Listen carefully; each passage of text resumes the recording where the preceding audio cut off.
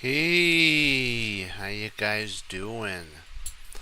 Okay, let's do uh, some learning. All right.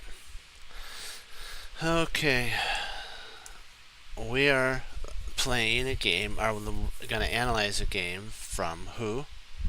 Emanuel Lasker. Oh yeah, he's the he's the guy that everybody should model after. He started a lot of revolutionaries in how he played. He wasn't set on just one set of play. He wasn't a modern player. He was whatever he needed to be, and that's what made him the best of the best. So let's see how he takes chess to the whole new level. He's facing a player named Henry Edward Bird. And I believe this is the gentleman that might have made the bird opening. So we'll have to see. Okay, let's dive right into it.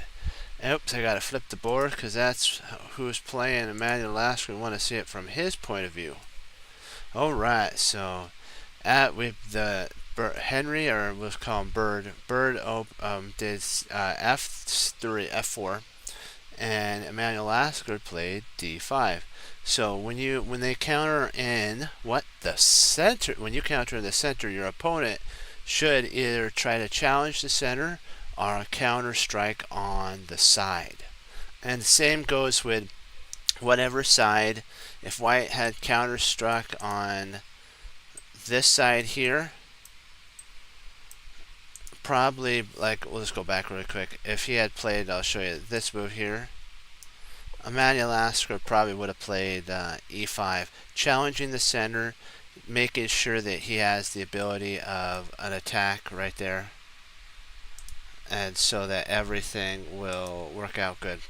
Okay, so I just wanted to show you that type of setup. So we're going to go back to the game, and now Bird plays e3 and Emanuel Lasker plays g6.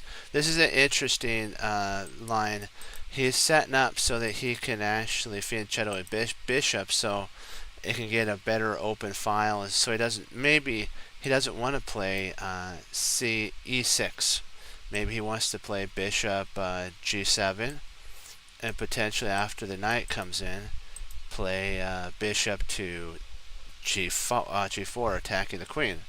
And there's a lot of different reasons that you play this. This is also in case they want to really fastly castle too. So he could actually castle quick too in 3 moves. Where potentially it would maybe take a little longer. But he's setting up for a good attack. Let's see how he does it.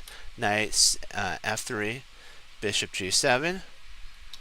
Then he plays c3. This idea stops basically. This is kind of an interesting idea. I think it's preparing to lock down with b4, a4, and then maybe get the pawns rolling that way. Let's see here. I have to check this out. c3. This is a tricky one. If you guys have any comments you want to put in, you're more than welcome to. Okay, this I don't think. Oh, I see what he wants to do. He wants to be able to stop Black's dark. Oops, we're on bed there. Black's dark squared bishop, and at the same time potentially play g3, knight, maybe b2, or b3, knight b2, or maybe he wants to, like what we're seeing, lock down the position like this. But that's a really odd looking move. I think he probably should have just developed a knight. And if he's going to go down that route, probably Emanuel Lasker would have probably played knight here. G. Probably would have came in. Bishop. Knight takes. Bishop takes. Bishop takes. I think this is what Bird was kind of afraid of, this type of pawn structure that would have came down the board. So to prevent all that, he went c3, and so that's kind of interesting. I think it might be a dubious move in my opinion. I don't think doesn't develop. Knight f3. See, Emanuel Lasker has how many pieces developed to Bird's 1 to 2. So he's got a lot of time, and so now I think he's thinking about playing into here. A6. That stops any poking in. He probably wanted to play via b5 into d4. That'd be an interesting idea. A6, castles, knight c6. He's coming back. He's coming back another route. Rook e8, knight to e5. This provokes a knight takes move. Really good move. Then knight d7. Now he's threatening to win this pawn, and so d4 is an important move now. And now Emanuel Lasker has a more intact pawn structure. He has one pawn island. Let's look at. See the pawn islands? That's one. Bird has two. One here. And surprisingly, this is a pawn island because they're all connected. So 2 versus 1 in an endgame. Emanuel Lasker would have a stronger position. So f6. He's trying to crack open the center, and this is a really interesting move. I think it's kind of a slightly questionable. It makes sense, but it allows black to white to play the, e6, which if a player did that, the pawn would fall. So this is provoking more likely f takes or e takes to f6, e takes f6. And then now Emanuel Lasker has the complete open e file, which or half open e file, which he dominates. So his opponent ain't going to give him any of that. And so Emanuel Lasker plays knight b6, covering the pawn, preparing to play c6. Knight comes in maybe, or maybe unleash the bishop with pawn there. There's a lot of play still left to the board. So takes. Now he again controls the open file. So there's b3, and more likely the bishop's probably going to go to b2. Oh, knight d3. Interesting. Keep intact the. I think the reason he played this move back here was so that in case he actually can come out via either a3 or b2. So he's holding that. He's trying to Emanuel Lasker's trying to protect his pawn, and also allow the knight to develop. I think also the reason he played b3 too back here was actually to prevent the knight from infiltrating in via a4 and c4. So I think that was probably the main play. So interesting. Okay, so he retreats back with the bishop. Now Emanuel Lasker's position solid as a rock. So is Bird's, but one thing Emanuel Lasker has that Bird doesn't have is space. Bird is getting cramped right now, and Emanuel Lasker is just going to start tightening the screws, as they like to say. Knight d7. Next, he'll play knight f8 into knight to e6 into knight to g5, and then and then he'll have a nicely planted knight on e4. That takes though 4 moves. But remember, the position is closed, so he has time. It's a static position over a dynamic position. And a knight actually in a static position is superior to a bishop. In a dynamic position, bishop's stronger majority of the time. Except if the pawns are on one side of the board. So queen f2, bishop e7, bishop c3, rook c8. Interesting setup here. He's getting ready to poke at c5 here and see if he can't take, and then potentially he has a rook en route. Everything's getting a little bit tighter and tighter and tighter, as we like to say, tightening it up.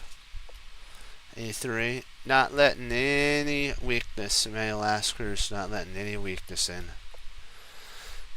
Bishop d2 and f5. Here we go. Now he did this. This is an interesting continuation. He gave up the protection of d5, but he does have enough defenders. He's got 4. He also wants to eventually plunk his knight in on f5. That would be an idea. So he'd have a double pawn, and then he could always, if he wanted to, take that way. And interesting position for sure. g4. And if you have any games you want to put in, more than happy for you to put them in. We'll go over them. Bishop e7, r6. And let me see here. One moment.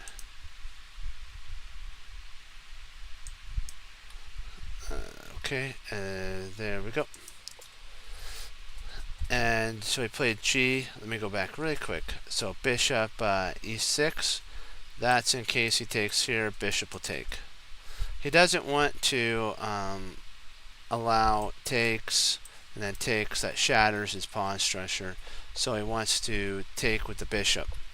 Queen g2. This is an interesting position for white, because if takes here, the bishop takes, queen takes.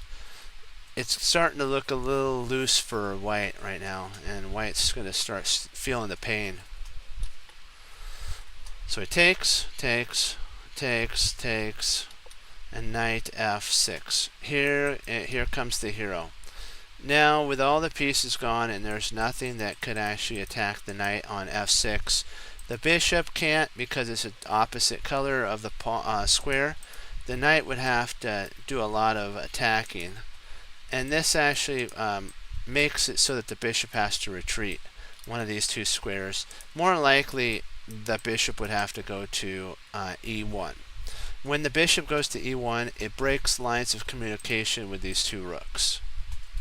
So that's what Emanuel Lasker is thinking about playing. So in it comes. And now rook to f3. Very interesting continuation. He's preempting that if Lasker takes on d2, that the queen would take back, and this pawn's protected twice. So, and then Bird's planning on doubling up rooks. These two rooks here, right here. So it's going to be an interesting continuation, and we're loving it. We're going woo woo right ahead. Bring on the artillery rounds. Then it's bishop h6, and then there's knight at e5. Because remember, with that pawn gone from knight to e5, black's not the only one that could block a knight on e. Black has his on e4, and white has his on e5. And so they're basically, Bird's saying, what you gonna do? What you gonna do? My knight's coming for you. Bishop g7. And so he's like, Emanuel Lasker's like, bring it. I'm gonna take your knight here, and after you take back, I'm gonna win a pawn. And I'm gonna be a whole pawn up, and I'm gonna go into an endgame where I'm completely winning. So the knight has to go, oh no, I made a mistake by coming forward. I allowed Emanuel Lasker to get his bishop into a better spot, and he had to move his knight back. So, not very good. And back there. Now, actually, surprisingly, if Bird wanted to, I think Emanuel Lasker might have gone for a draw here, because it's equal position. I think they might have repeated. But Bird wanted more, and sometimes when you push for more, even though the position's a drawn position, you can end up losing the entire game just because you want to push. Remember, sometimes a win is a draw. One sec, let me get a drink. Let's do it.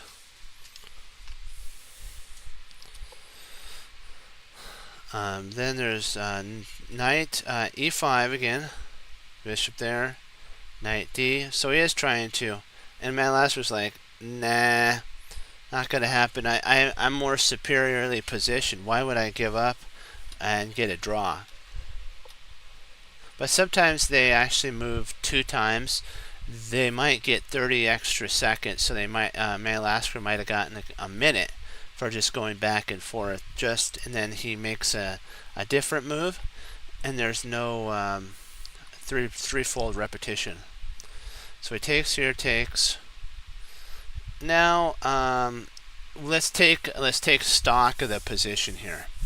Stock of the position is this: that Bird now has 3 pawn islands. 1 and 1, 2, and 3. Emanuel Lasker has 2. 1, 2.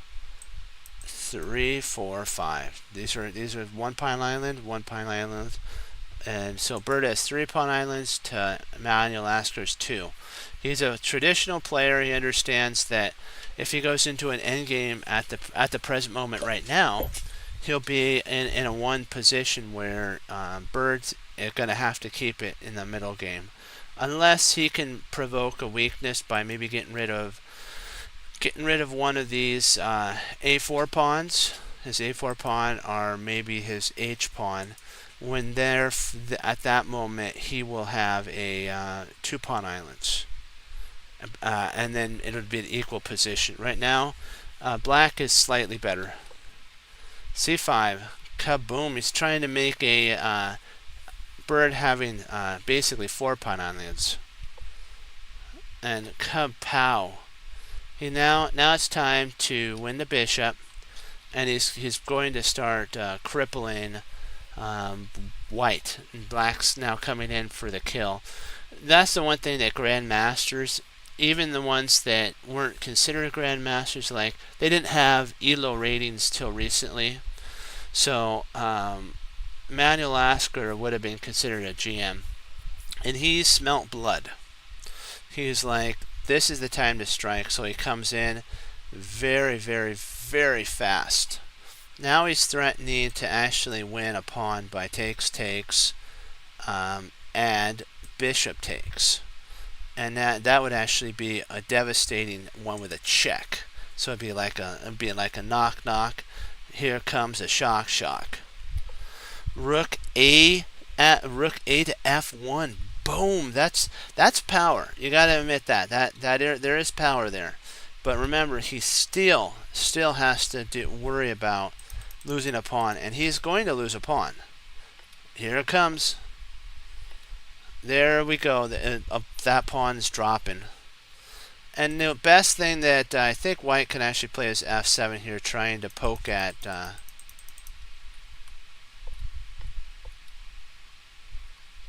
Well, doesn't that lose a knight? Oh, nice little tricky. That's smart. That's a really good one by Bird. If you take this knight, he can actually play rook takes F8, rook F8 check. Excuse me. When you take here, the queen will take, and it will be a check on the king, and your whole position falls apart. Always look for, why did my opponent give me a piece? Sometimes they're setting up for a stalemate. Sometimes they're setting up for a sweet discovery like this. You gotta love that. Now Emanuel Lasker is up 2 whole pawns. 1 now. And now he's pinning the knight to the rook, and he's gonna start trying to go into an endgame where again he's 2 pawns up. Takes. But now in comes the check. You gotta love this. He can't intercept here.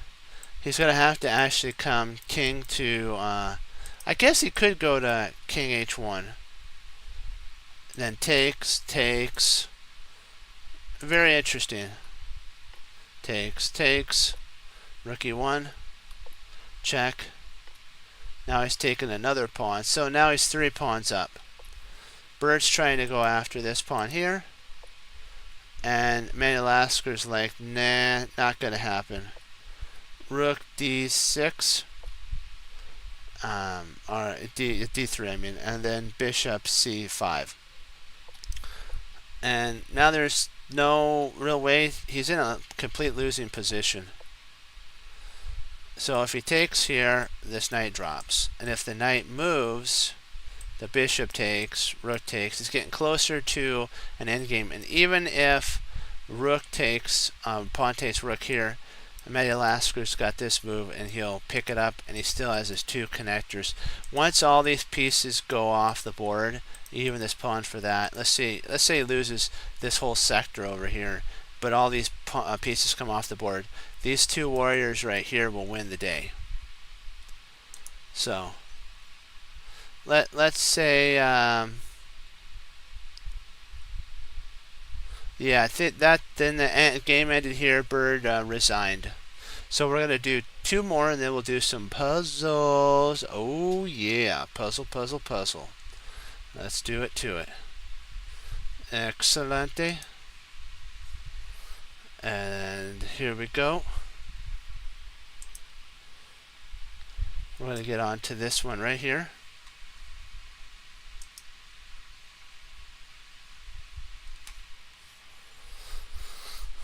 Okay, so we have rook.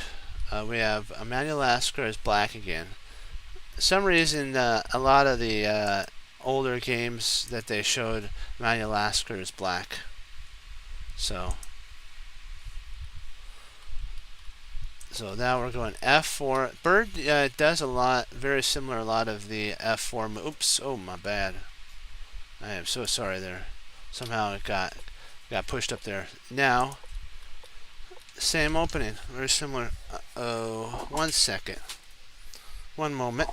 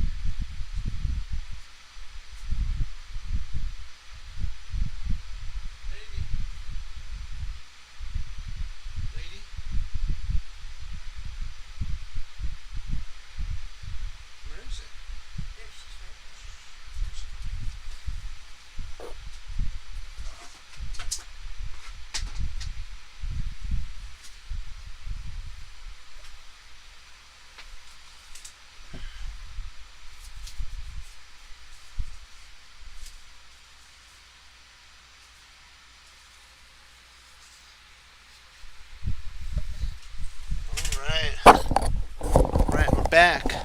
Excellent. Okay, so let's see what we have here.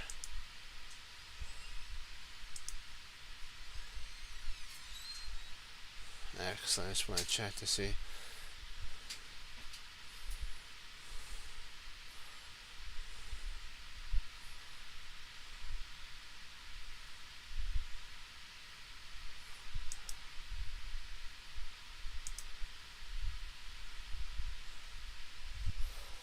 Okay. I just had to check to make sure everything was okay, if there was any comments. Knight f3. There we go. Castles. And then b6. The idea of b6 is we're going to take and start attacking the center if he wants to do that. It also prepares for Emanuel Lasker to play b6, which then keeps the whole line. So it looks like it's going to be closed, but it ain't closed. b4, bishop b7, a4, then knight d7. Do you see how it's kind of like a stonewall setup here that he's setting up? White is.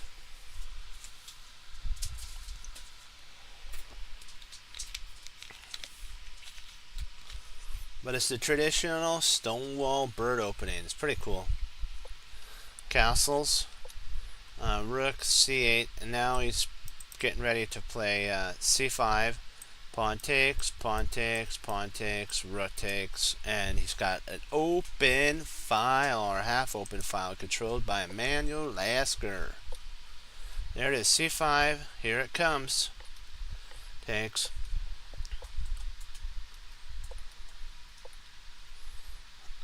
I think he was predicting that. So now if he plays c4, surprisingly, even though these pawns are white's pawns are connected, he's indirectly made a isolated pawn.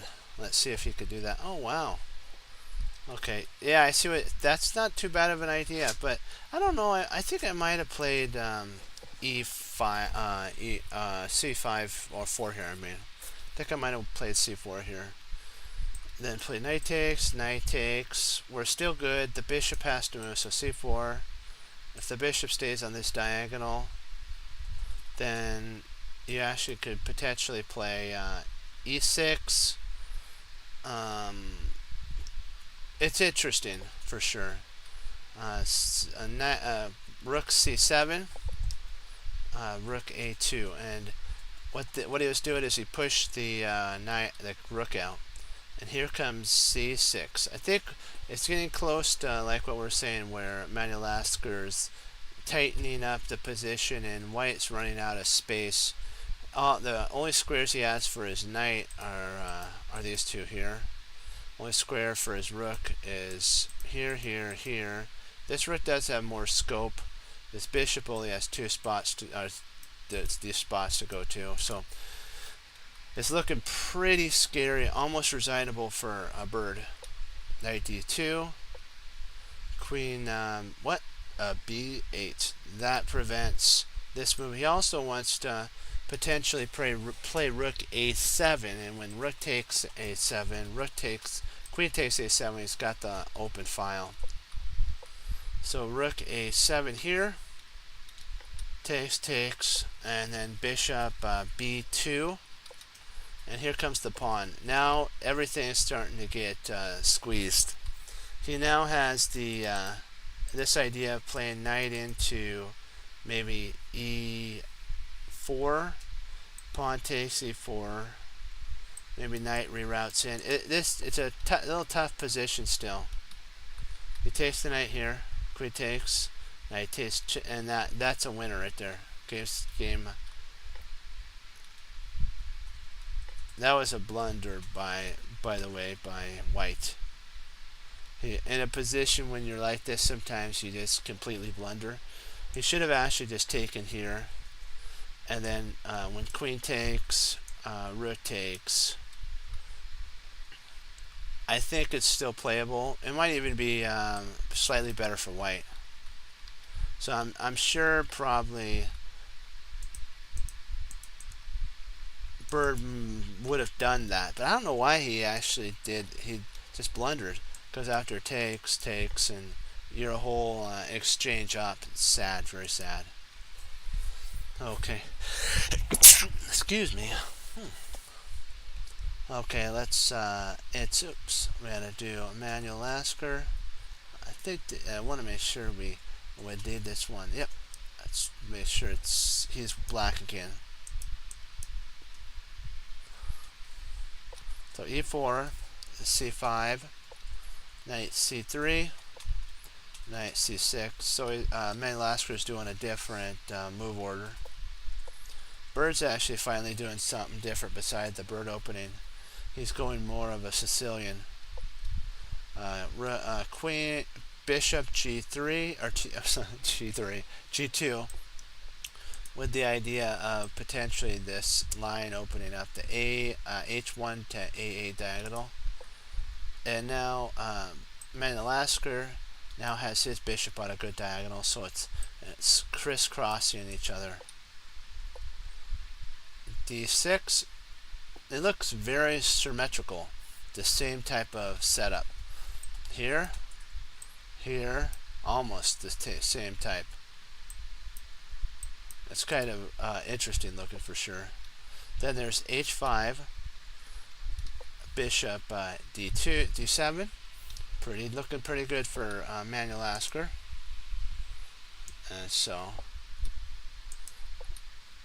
Knight D2, Rook D1, and then E5. And now he's got a almost cemented knight. There is one way that White could kick it out with C3, and that's what he did. The knight comes back, but remember, what did Emanuel Lasker accomplish? He did weaken D5 here, but he locked down the D4 square. So a very important break for White cannot be played, which would be D4, because it would cost too much material for him to handle. Well, I'll show you. If he plays here, takes, right? Takes, bishop takes, and then pawn takes. And Emanuel Lasker's up one whole pawn. Even though they're doubled, he has a passed isolated pawn. Isolane. So, just wanted to show you that. So, knight e2.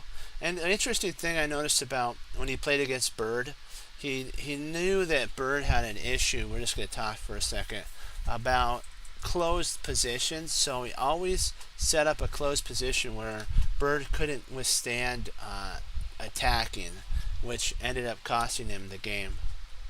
Very interesting position here, very double-edged. If he takes here, then probably pawn takes. Maybe not. Maybe if takes here, takes,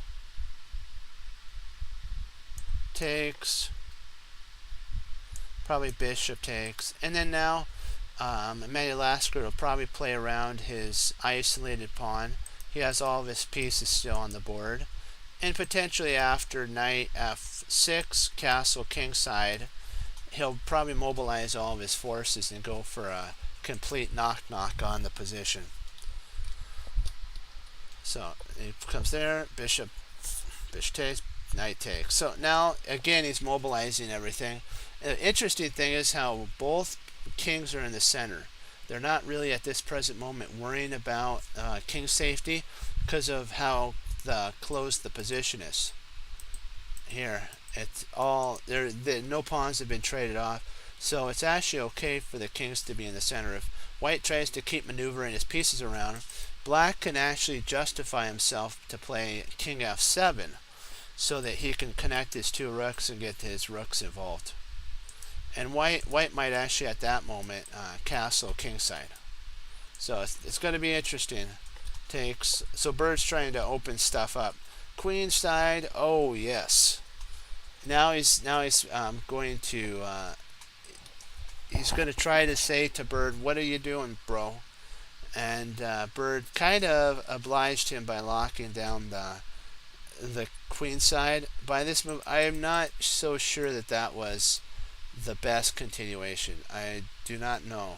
I think maybe he could have tried maybe taking here, and then had takes, maybe this. But I think what he was afraid of is this queen, this rook opening onto the queen. He still could actually play this way, have the bishop, or what he could do is if takes here, he can actually play knight comes in too. That's an idea, and then prepare bishop c6, and then d5, d4, something like that position. But he pushed, which I think that might have been slightly one of the losing moves. Let me get a sip of water and we'll get started again.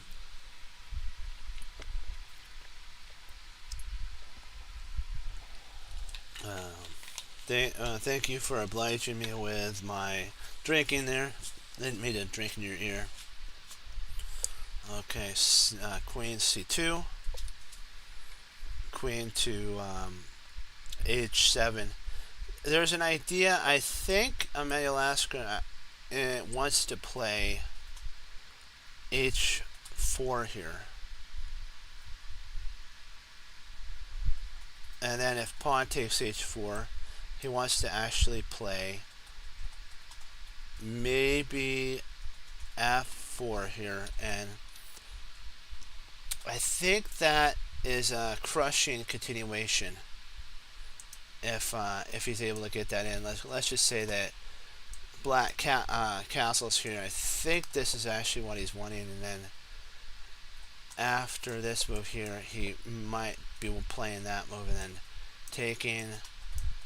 But this still is kind of scary. I don't know if he would have allowed a protected pass pawn. So he might have actually taken here, taken,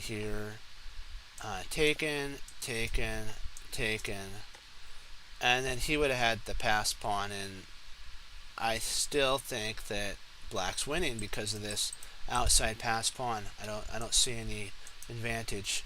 So he castled there. So here castles. Rook g hg8. He's preparing that this pawn push.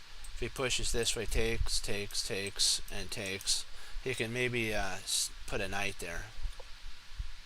So they're all do you notice how they're all sensing that the king side's going to be the side that's going to be attacked? They know that there's no really queen side attack here. They're either going to be playing for a center thrust, and Emanuel Lasker said, I want to bust open the side. And if he could bust it open, he'll be able to basically win. But if white can hold his attack down, there's probably going to be a draw. And that's probably okay for Emanuel Lasker, but he wants to go for the win. Knight a6. The idea is knight a6 to c7, and then maybe even I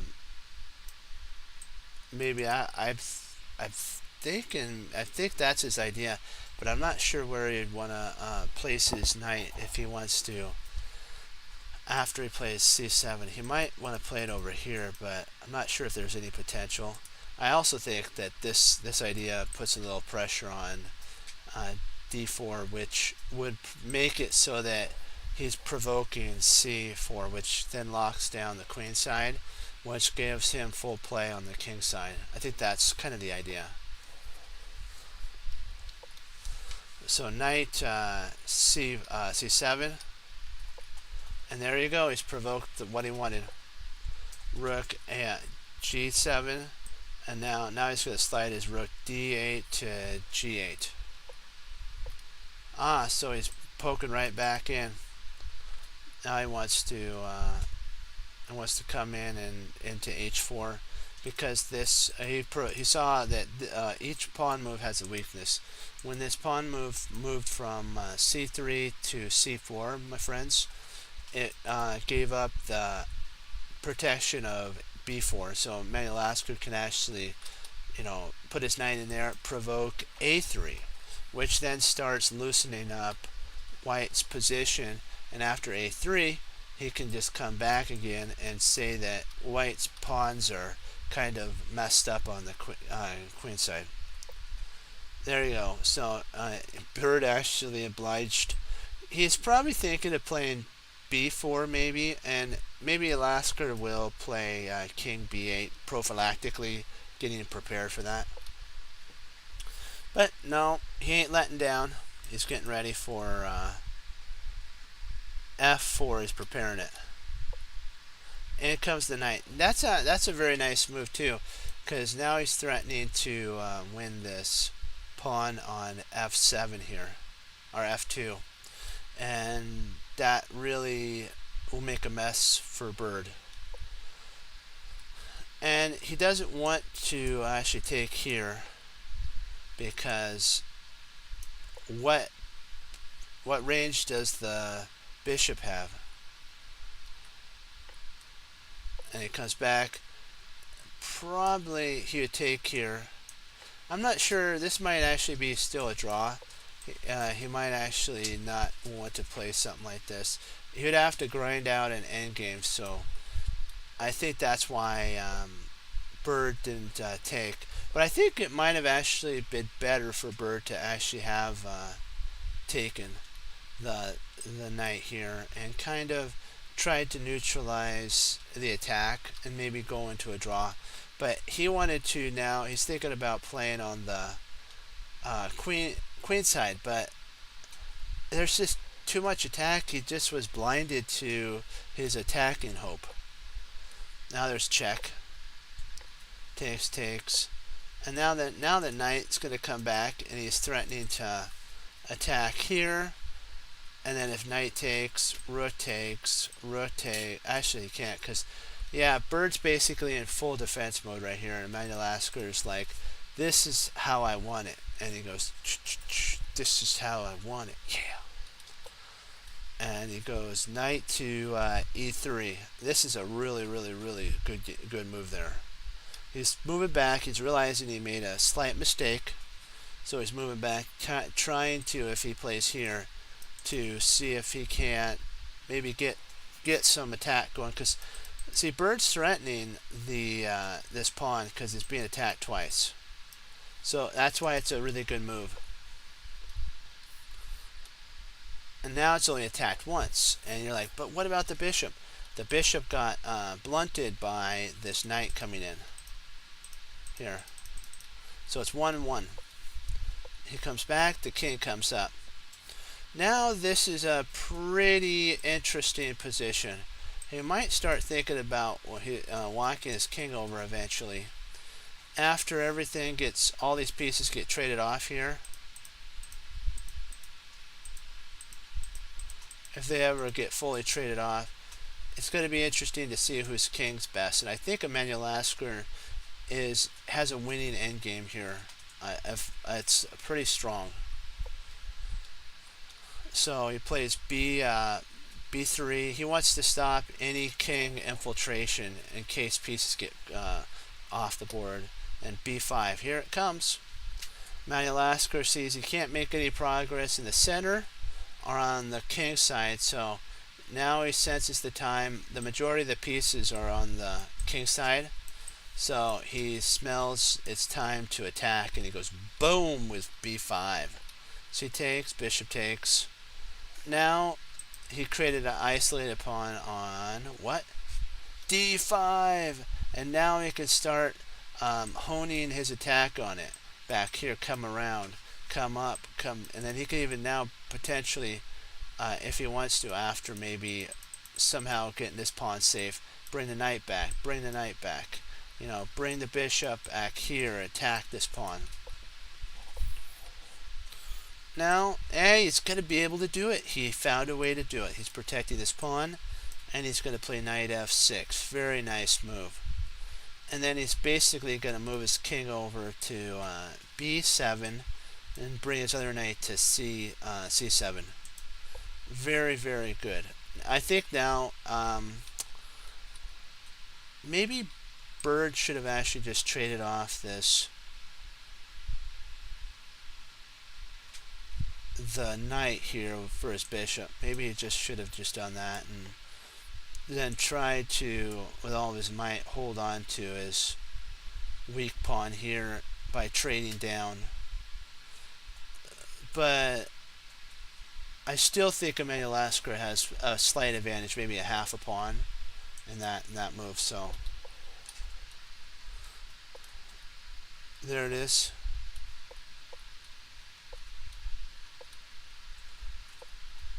Now he's getting the rolling, as I like to say. Takes.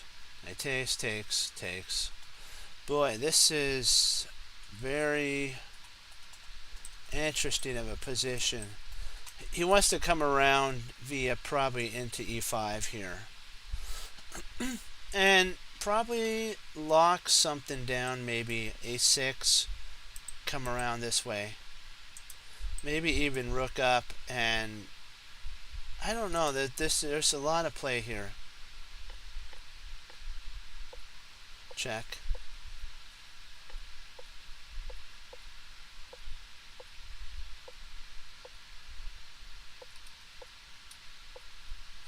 So Bird has the passed pawn. He's trying to push it.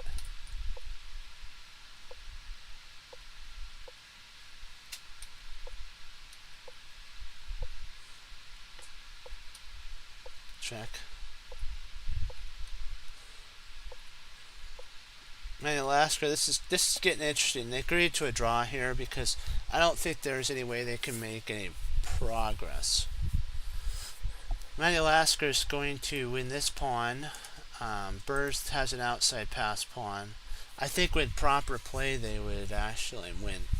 This would be a one position, probably for Emanuel Lasker, but he's like, I don't want to risk losing because of having an outside passer, so he just basically cashed in and said, you know what, it's better to have a draw than a loss, which is smart. Remember, sometimes in a tournament it may come down that all you need is a draw to win, so you have to keep that always in your forefront, that a draw isn't bad. If you're tied and you're the person who is, let's say you have a 6-round game, right? You both won 5, then your opponent lost. The person who, is equal to you in rating for points lost. Now it's 5-0, right? You can get 5.5 by just drawing, and then you become first and you win the whole entire pot of money. That's good. That's a good day. So just keep that in your forefront. And if the player's higher level than you might even get some points in the process. So congrats on that. So let's see, what do we want to do here? I think probably we'll call it right here for right now, and pick up tomorrow. Wanted to thank you all for logging on and participating. And remember, like what we always say, chess crunching is fun when you come to Chess Cruncher and Chess Cruncher TV. And like what we always say, remember to honor the Lord Jesus. And like what I say is, God bless, my friends. And I'll see you next time. Be blessed. Bye-bye. And keep playing chess, because chess